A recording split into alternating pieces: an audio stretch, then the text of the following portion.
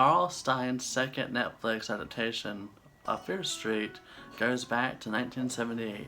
Taking inspiration from Friday the 13th obviously with the setting, and then part 2 with the Sackhead Jason, which is a personal favorite of mine. Also, you could even argue that it's taking inspiration from his own material, Goosebumps, The Scarecrow Walks at Midnight.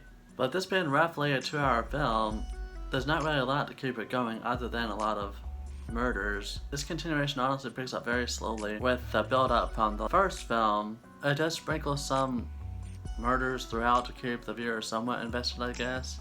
But a lot of the murders are off camera because it's younger, like counselors or students or whatever. If it's gonna be a slasher, just go all in and, you know, show it. But yeah, it isn't. So I mean, what's really the point?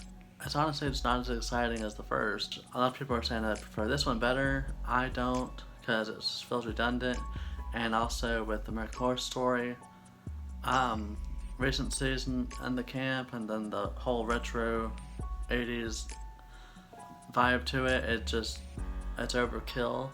And with this 3-part series being rated R, it has a very playful, self-aware tone to it. You know, much like The Goonies, Stranger Things, the first paying homage to Scream, obviously, and this one more Friday the 13th, your typical slasher. It should have just been more than what it was. Like, there's a good amount of blood, but, I mean, if you're trying to measure up to Friday the 13th, you better step up your game.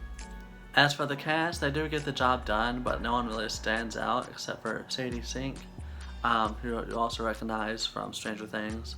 But that's pretty much all I have to say about this other part. I am actually more excited for part 3 because how they go back basically to the witch trials, and it just looks interesting with the set design and the costumes and all that.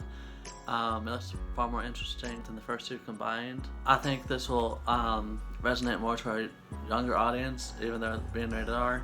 What do you think of it? Let me know down below, and which part you prefer. That's my view for 1978.